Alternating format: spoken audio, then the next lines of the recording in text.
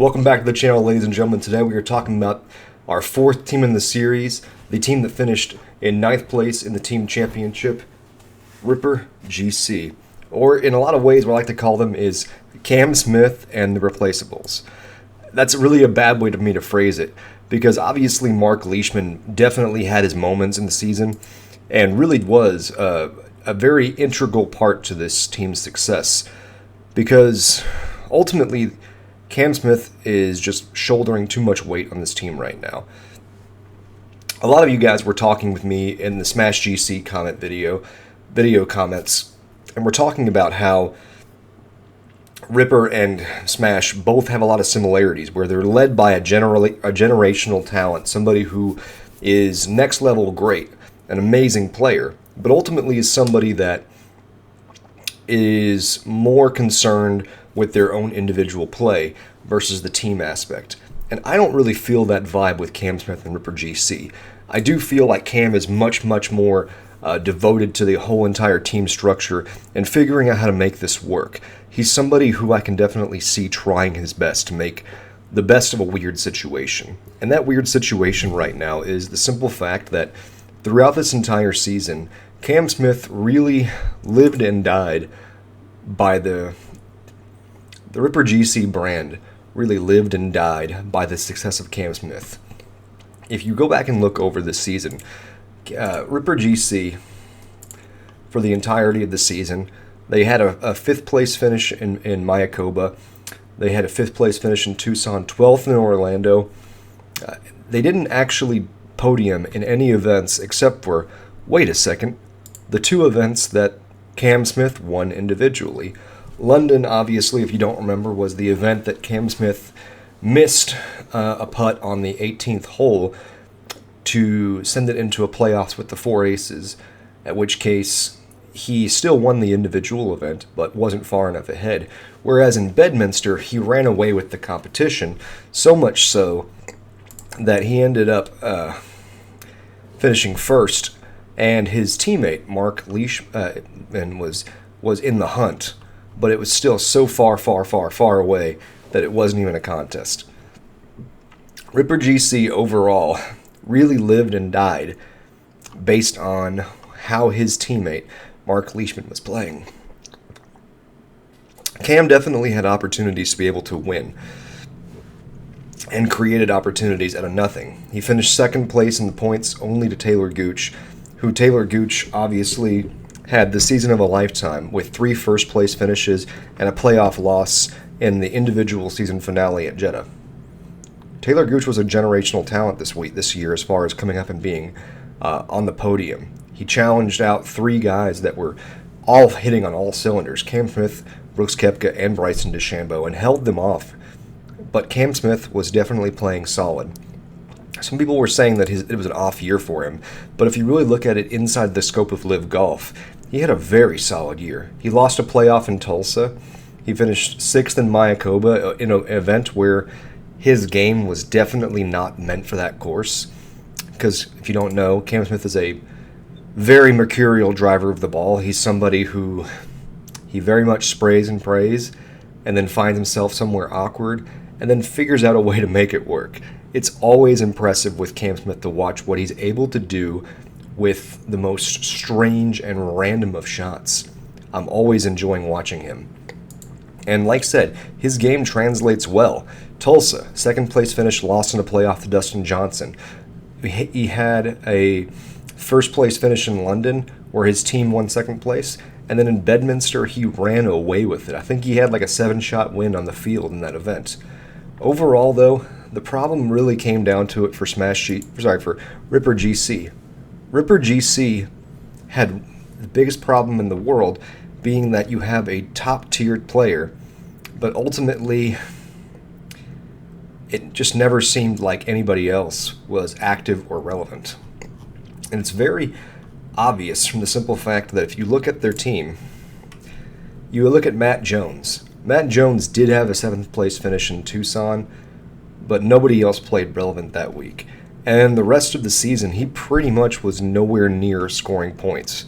He had a 17th in one event, but that was pretty much it. And that was just where it was. You never really saw him on the leaderboard challenging. He might have a 100 round here or there, and that was a highlight round. He was never Chase Koepka, Siwon Kim bad, but he was just never helpful. It just was one of those things where some teams are stuck with essentially 3 players at the start of every single event, where you have Smash GC stuck with Chase Koepka, who you don't know what's going on, and stuck with Matty Wolff, who might be in a bad mood that week. You have the Ironheads, which are stuck with Siwon Kim, which is a guaranteed struggle to break 75 every single round. You had the Cliques, who had Martin Keimer, who might shoot 4 under, might shoot 7 over 2 rounds in a row. So you have these issues. But with Ripper GC, you just had 2 guys that were just so underperforming and underwhelming. And the messed up thing about Jed Morgan is really what we're coming to with this. Jed Morgan, of all of the guys that were in the the relegation zone, 2 of which, of course, being exempt, Lee Westwood and Martin Keimer, think about the guys that are in that bottom 6. That bottom 6 being Lee Westwood, Jed Morgan, James Piot, Chase Koepka, Martin Keimer, Siwon Kim. Out of all of those guys, and it may be different for those of our fans in Australia, I want you to legitimately think about how much coverage, conversations, or just general points were made in reference with those guys. I don't know dick about Jed Morgan the same way I know about James Piot. I don't know anything about him in comparison to Chase Koepka. Siwon Kim, we talk about him every single week because he's so glaringly not relevant to the conversation. But yet Jed Morgan was just so bland. And not Richard Bland. That's the worst part about it, is that he was just there the whole entire year. Even when it came time to talk about the team and where things are going, Cam Smith will be the first to tell you on the podium that we see where his game could be and where it can be, and it just wasn't. This was a guy I had high hopes for. He's young. He's like 24.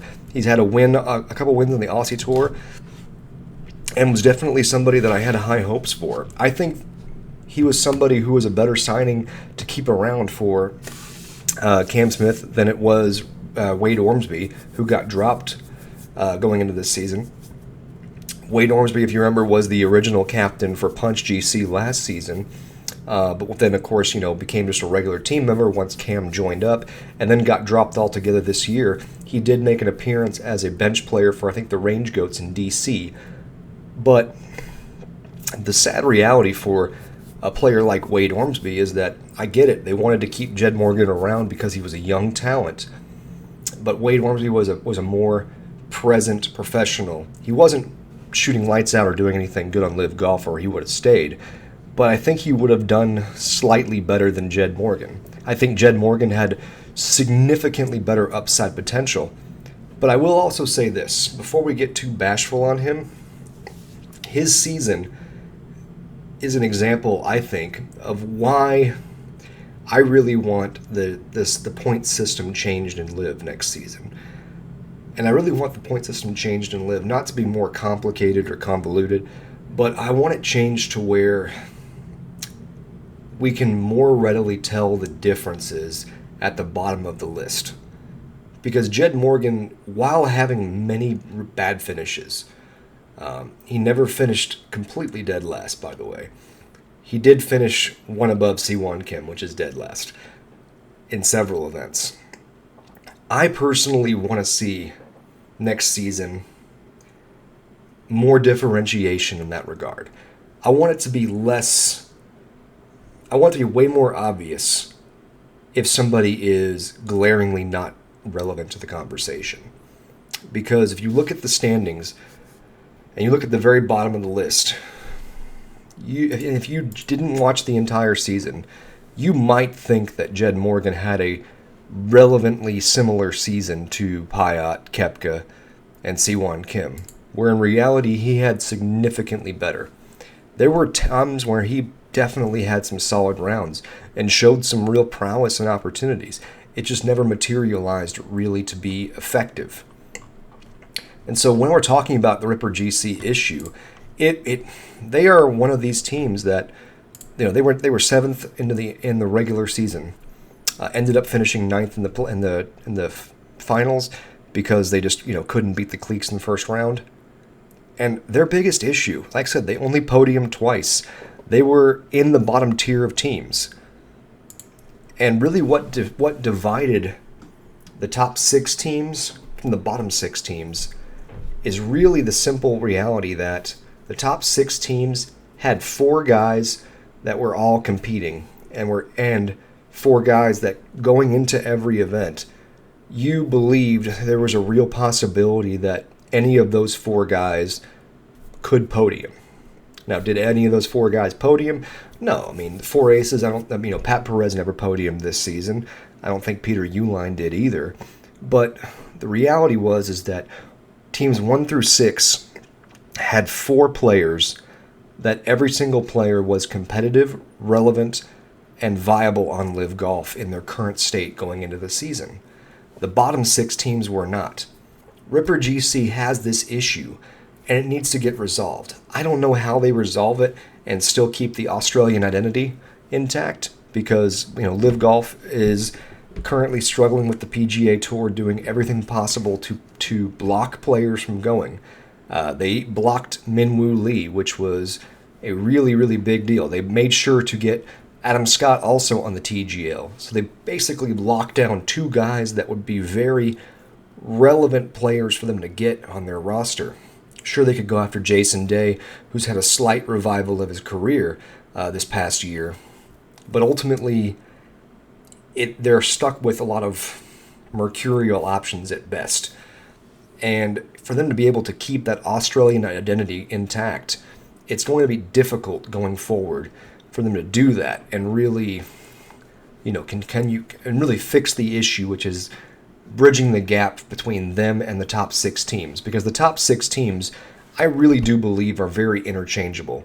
If you look at fireballs through the aces, the top 6 teams, very interchangeable. Any week you don't know which one's going to actually show up.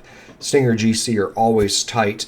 Range Goats, you got guys chasing podiums. Torquay, they're all young, going to shoot either 7 under or 2 over. Crushers GC, just competent every single week.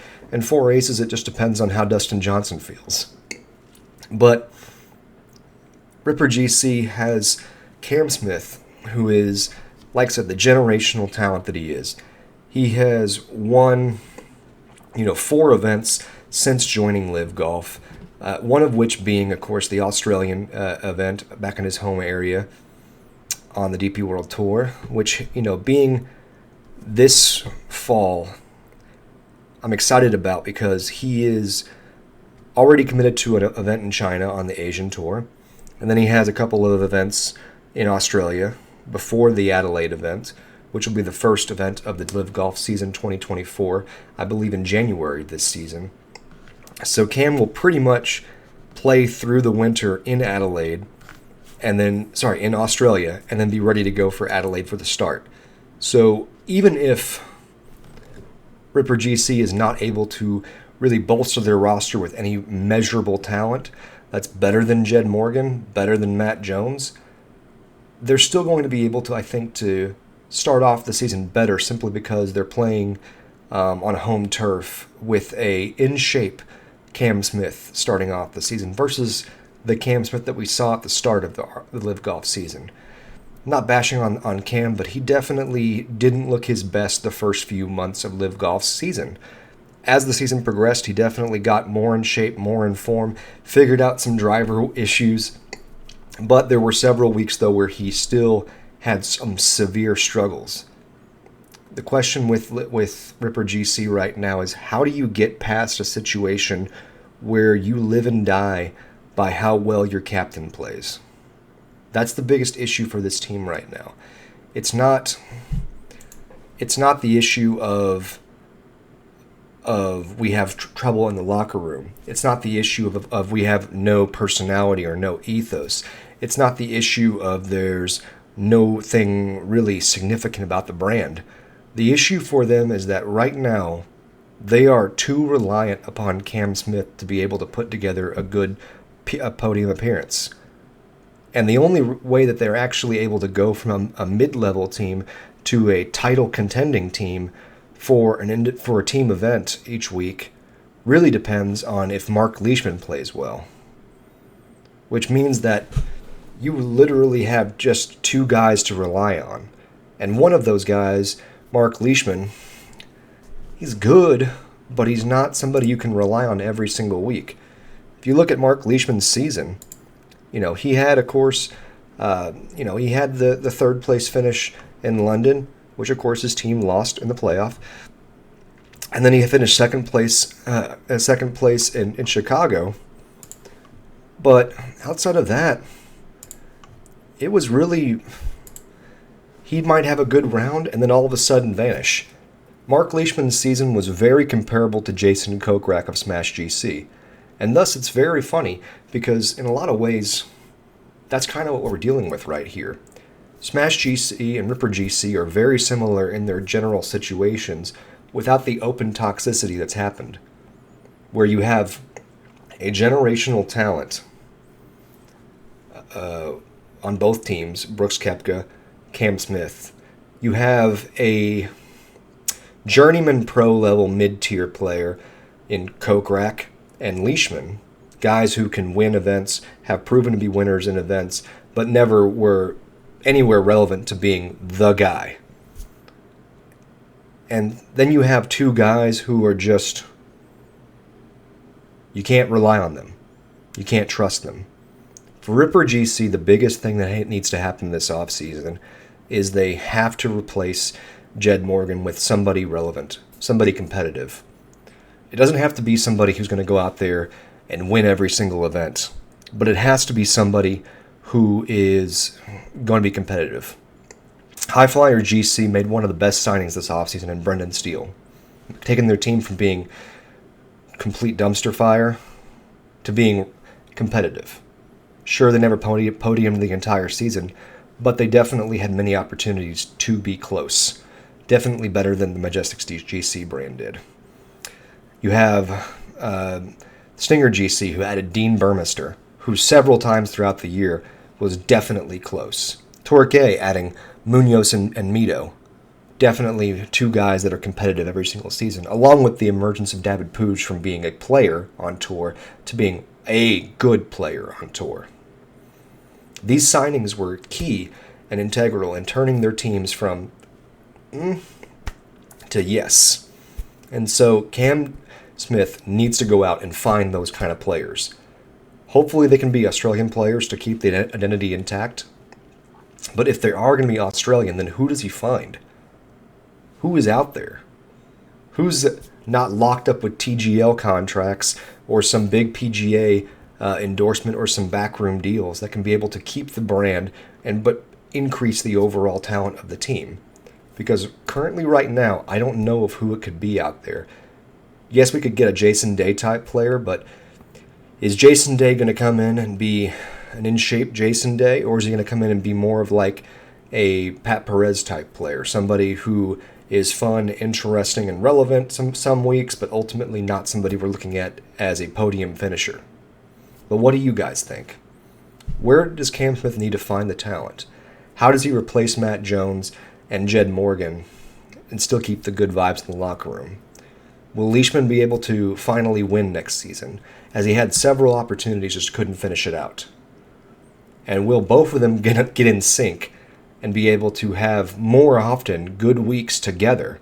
Because when they have good weeks together, it's very hard for their team to lose, i.e. London, i.e. Bedminster. But what do you guys think? Let me know in the comments below.